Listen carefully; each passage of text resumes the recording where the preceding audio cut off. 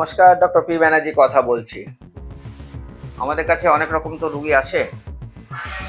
আমাদের কাছে রুগীরা মাঝে মধ্যে এসে বলে পেচ্ছাপের সমস্যা, পায়খানার সমস্যা, প্রায় আমাদের কাছে কমপ্লেন আসছে।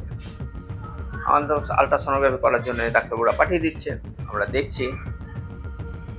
যে কমপ্লেনগুলো বেশি আসে সেইগুলো একটু জাস্ট আমি বলছি, যেগুলো সবসময় যে আমরা কিছু আলট্রাসোনোগ্রাফিতে ধরতে পারি তাও কিন্তু নয়। সেগুলো সাধারণত বায়োকেমিক্যাল টেস্ট করেই সাধারণত ধরা হয়। তবে কিছু জিনিস আমাদের এক্সক্লুড করে দিতে হয়, যে না এইটা নেই ওটা নেই এরকম আর কি। তার মধ্যে কিছু কিছু আছে, কিছু অবস্ট্রাকশন আছে কিনা পেটের মধ্যে, ইনটুসাসেপশন বলে কথা আছে, ভলভুলাস বলে কথা আছে। এগুলো বড় বড় ডাক্তারি নাম, আপনাদের জেনে লাভ নেই, ভয় পাবেন কিছু না, কিন্তু এগুলো দেখতে হয় আমাদের।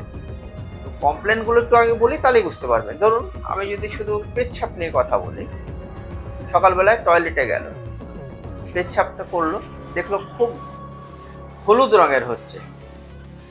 হতেই পারে হয়তো কম জল খেয়েছেন তার জন্য একটা হতে পারে, অথবা লিভারের কোনো সমস্যা হয়েছে বা জন্ডিস হয়েছে তার জন্য হতে পারে, অথবা খুব ফেনাযুক্ত পেচ্ছাপ হচ্ছে, তাহলে হয়তো কিডনির কিছু সমস্যার জন্য এটা হচ্ছে।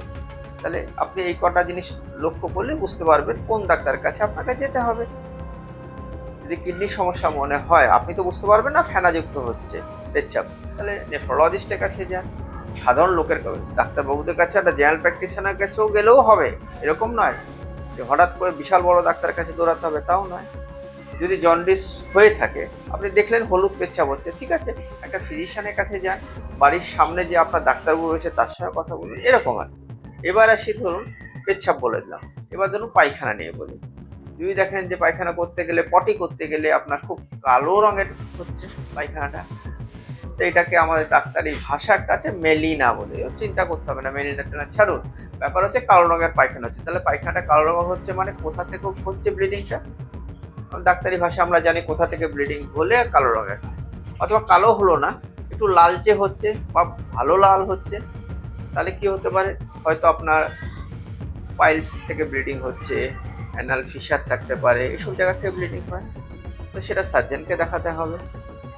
ঠিক আছে, তো এরকম ছোটোখাটো জিনিস, কিন্তু পায়খানা নিয়ে অত চিন্তা করার কিছু নেই। কিন্তু খেয়াল রাখবেন, যদি কিছু একটু অ্যাবনর্মাল মনে হয়, মানে ধরুন আপনার পায়খানা ঠিক হয়ে যাচ্ছিল, রেগুলার হচ্ছিল, এবার শুরু হলো কি মাঝে মধ্যে হচ্ছে না, মানে কনস্টিপেশন যেটাকে বলি, অর্থাৎ কোষ্ঠকাঠিন্য হচ্ছে।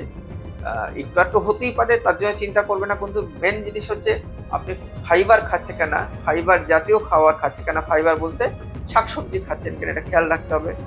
কিন্তু কিছু রোগও আছে, যেমন কিছু ভেতরে এমন রোগ আছে যার জন্য কিন্তু এটা হয় ইন্টেস্টিনে। আমি রোগের নাম বলছি না, আপনারা চিন্তা করতে আরম্ভ করবেন। কিন্তু প্রথম কথা হচ্ছে যে আপনাকে একটু ডাক্তারের পরামর্শ নিতে হবে। একটা ফিজিশিয়ানের কাছে গিয়ে বলবেন যে আপনার আগে ভালো হতো, কিন্তু এখন পায়খানাটা ঠিক ঠিক সময় হচ্ছে না, দেরি হচ্ছে বা দু একদিন দেরিতে হচ্ছে। তিনি ওষুধ দেবেন, ইনভেস্টিগেট করবেন, সেরে যাবে, আশা করা যায়।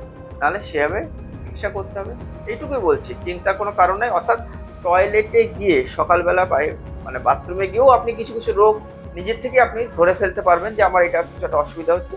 ডাক্তারকে বলে সে তার সুরাহা করে দিতে পারবে, বলে দিতে পারবে কি হচ্ছে না হচ্ছে। এইটুকুই, জাস্ট একটুখানি অ্যালার্টনেসের জন্য আপনাদের এটা বললাম। ঠিক আছে, আমাদের কাছে পেশেন্ট কীভাবে আসে বললাম, ওইভাবে ডাক্তার পরামর্শ পাঠিয়ে দেয় বা আমাদের কাছে রোগী এসে বলে, তখন আমাদের এই চিন্তাগুলো করতে হয়।